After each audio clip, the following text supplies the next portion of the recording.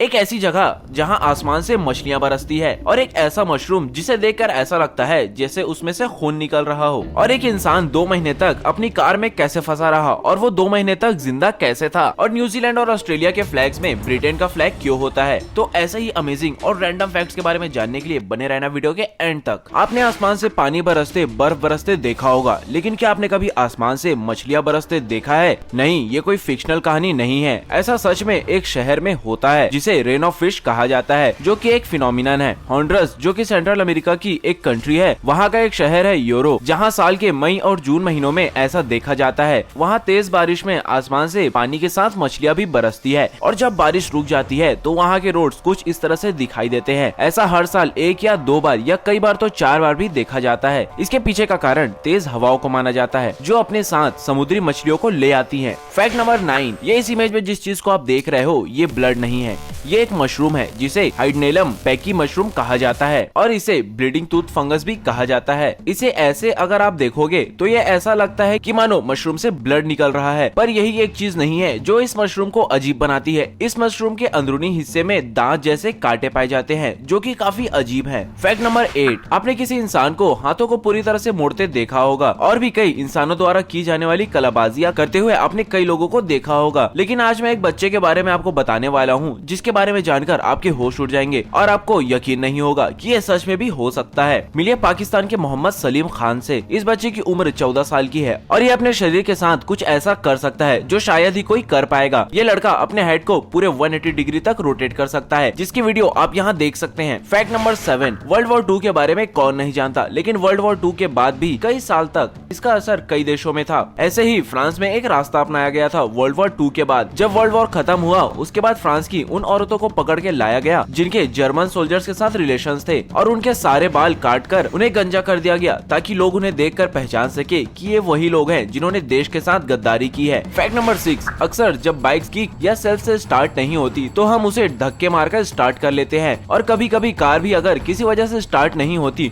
तो उसे भी 3 से 4 लोग की मदद से धक्के मारकर स्टार्ट कर लेते हैं। लेकिन क्या आपने कभी सोचा है कि क्या किसी ट्रेन को धक्के मारकर स्टार्ट किया जा सकता है, और क्या कभी कुछ ऐसा सच में हुआ है? तो जवाब है हाँ, ऐसा एक बार सच में हुआ था, और ये घटना कहीं और की नहीं, हमारे इंडिया की ही है। 15 जून 2015 को मध्य प्रदेश के ग्वालियर में एक ट्रेन ओवरहीटिंग की वजह से बंद हो गई, जिसके बाद उस ट्रेन में मौजूद पैसेंजर्स ने मिलकर धक्के मारकर उस ट्रेन को स्टार्ट किया, जिसके कुछ आर्टिकल्स आप यहाँ पढ़ भी सकते हैं। मुझे भी इस चैनल को आगे बढ़ाने के लिए आपके धक्के की जरूरत है, तो अगर आपको ऐसे ही फैक्ट वीडियोस देखना पसंद है तो हमारे चैनल को सब्सक्राइब जरूर कर ले। Fact number 5, sunscreen lotion. इसे जब आप तेज धूप में जाते हैं तो इसे लगाने को कहा जाता है ताकि सन की तेज रोशनी और उसकी हीट आपकी स्किन को जला न दे। लेकिन सनस्क्रीन लोशन लगाने के बाद फेस में ऐसा कुछ फर्क दिखाई नहीं पड़ता, फेस जैसा पहले था ऐसा ही दिखाई पड़ता है। तो सनस्क्रीन हमें सन के हीट से कैसे बचाता है? तो जरा आप एक इमेज को देखो जिसमें एक इंसान को सनस्क्रीन लोशन लगाया गया और उसके फेस को यूवी कैमरा से कैप्चर किया गया, और जो रिजल्ट आया वो आपको हैरान कर देगा। ये इमेज आप यहाँ देख सकते हैं। इस इंसान का आधा फेस नेचुरल है और आधे फेस में सनस्क्रीन लोशन लगाया गया है। फैक्ट नंबर 4, एक बार एक इंसान तेज बर्फ के तूफान की वजह से अपने कार में ही फंस गया था, और उसकी कार बर्फ से इतनी बुरी तरह से जम गई थी कि वो इंसान अपनी कार से बाहर ही नहीं आ पा रहा था, और पूरे 2 महीने तक वो उस कार में ही फंसा रहा।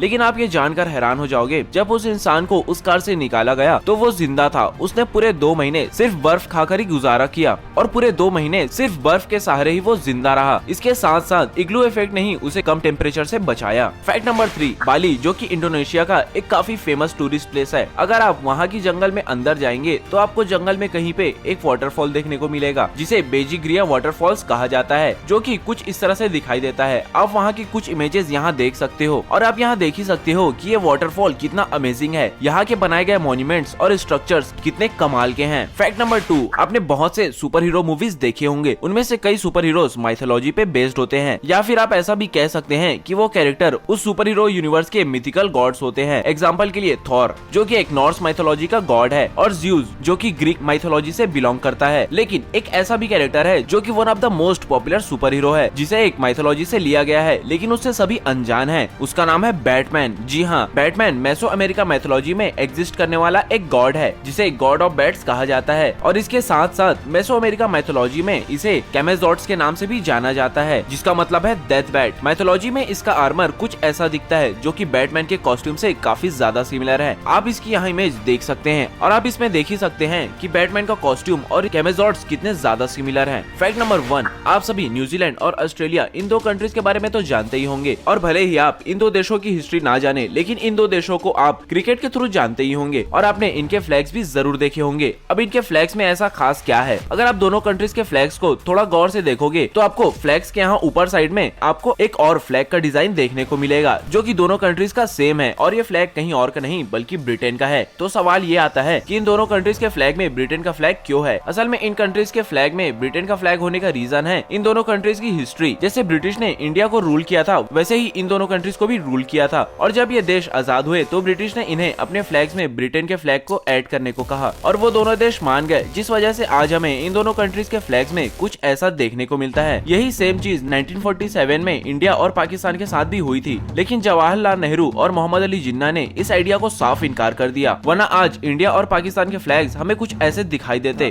सो दैट्स इट, आज के लिए सिर्फ इतना ही। वीडियो में कौन सा फैक्ट आपको सबसे ज्यादा पसंद आया नीचे कमेंट करके जरूर बताएं। वीडियो में कुछ भी बातें काम की लगी हो तो दोस्तों के साथ शेयर करना ना भूलें। चैनल को सब्सक्राइब कर बेल आइकन को जरूर प्रेस कर ले हमारे वीडियोस की नोटिफिकेशन सबसे पहले पाने के लिए।